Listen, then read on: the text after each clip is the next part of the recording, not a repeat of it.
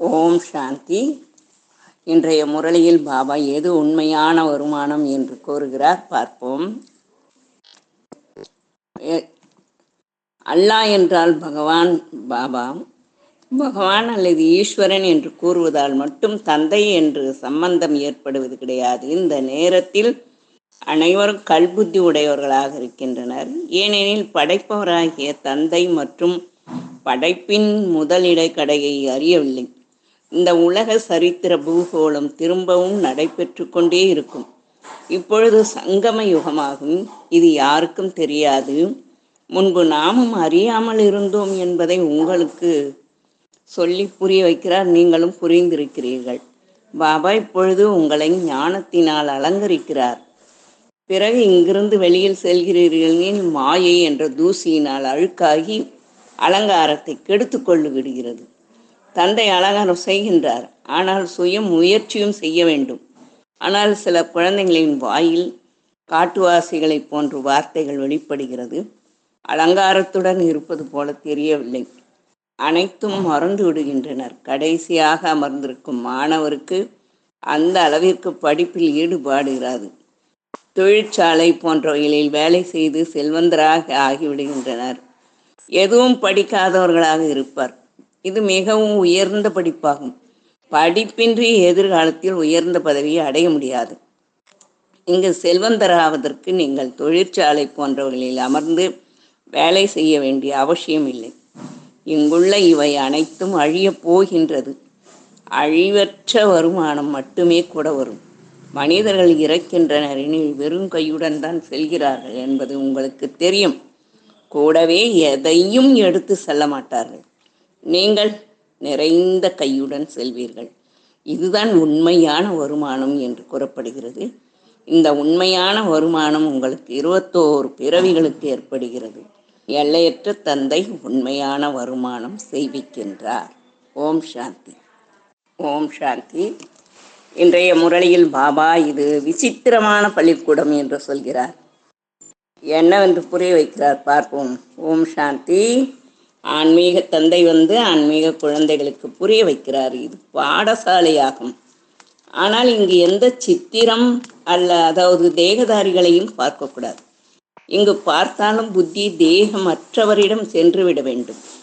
பள்ளியில் குழந்தைகளின் கவனம் எப்பொழுதும் ஆசிரியர் மீதுதான் இருக்கும்.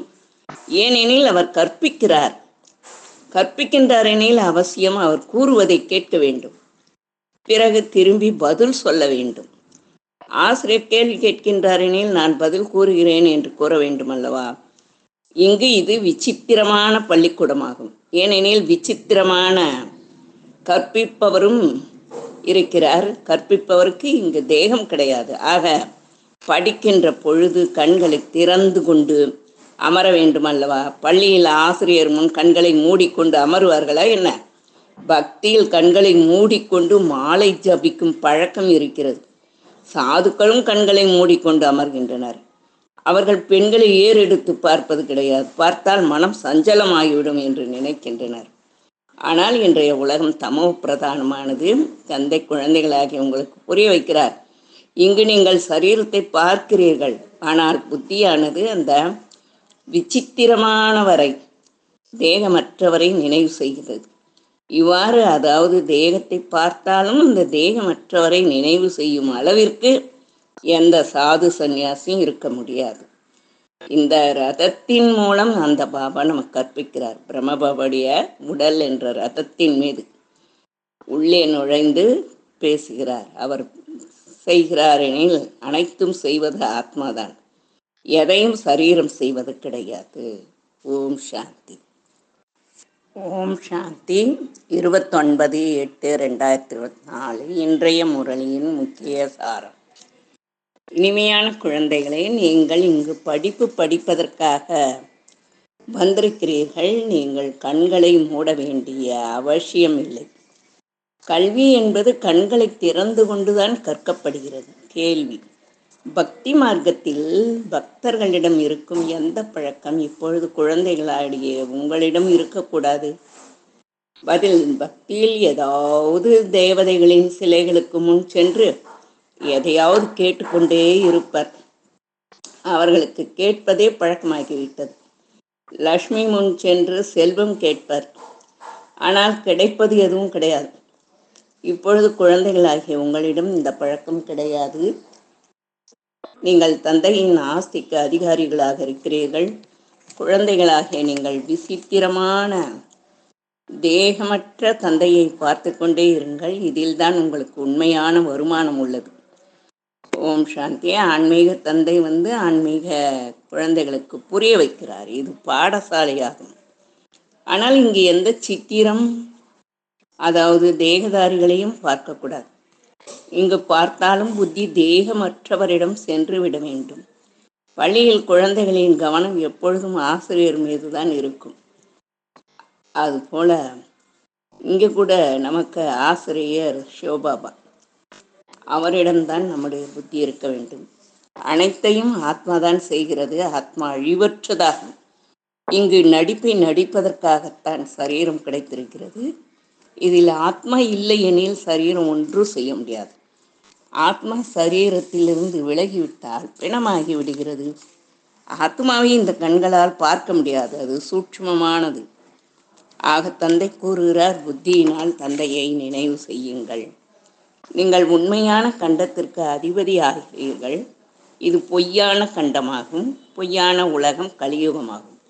உண்மையான உலகம் சத்தியுகமாகும். இரவு பகல் வித்தியாசம் இருக்கிறது. எஜமானாக எல்லையற்ற தந்தை மட்டுமே ஆக்க முடியும். அவருக்கு பெயர் மாறுகிறதா? அவருக்கு எந்த தேகமும் கிடையாது. அவரது பெயரே சிவன். மற்ற அனைத்து ஆத்மாவையும் ஆத்மா என்றுதான் சொல்லப்படுகிறது. சரீரத்திற்கு தான் பெயர் வைக்கப்படுகிறது. இது படிப்பல்லவா?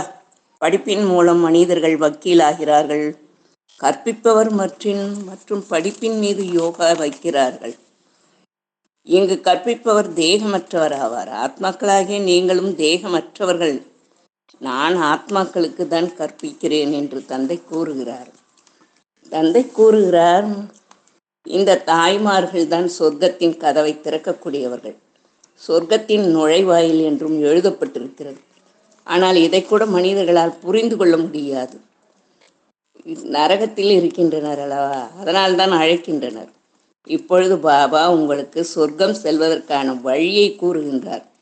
தூய்மை இல்லாதவர்களை தூய்மையாக்குவதற்காக மற்றும் திரும்பி அழைத்து செல்வதற்காக நான் வந்திருக்கிறேன் என்று தந்தை கூறுகிறார். இப்பொழுது தன்னை ஆத்மா என்று உணர்ந்து தந்தையை நினைவு செய்தால் உங்களுடைய பாவங்கள் முற்றிலும் அழிந்துவிடும். வரதானம்: நேரத்தின் மதிப்பை புரிந்து கொண்டு வேகமாக முதலிடத்தில் வருபவராக, தீவிர வேகத்தில் முயற்சி செய்பவராக ஆகுக. ஸ்லோகன்: நிராகார் மற்றும் சாக்கார். இந்த மந்திரத்தின் நினைவில் நிரந்தர யோகியாகுக.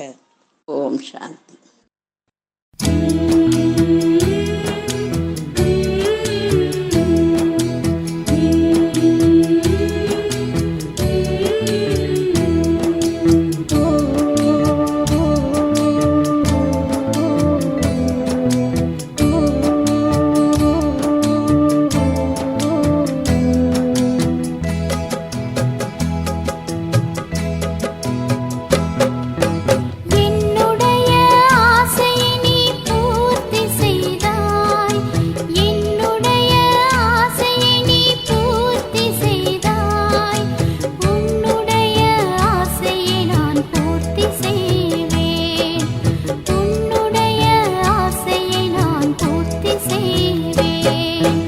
எத்தனை சந்தோஷத்தை நீ வரம் அருள்ந்தாய், எத்தனை சந்தோஷத்தை நீ வரம் அருள்ந்தாய்.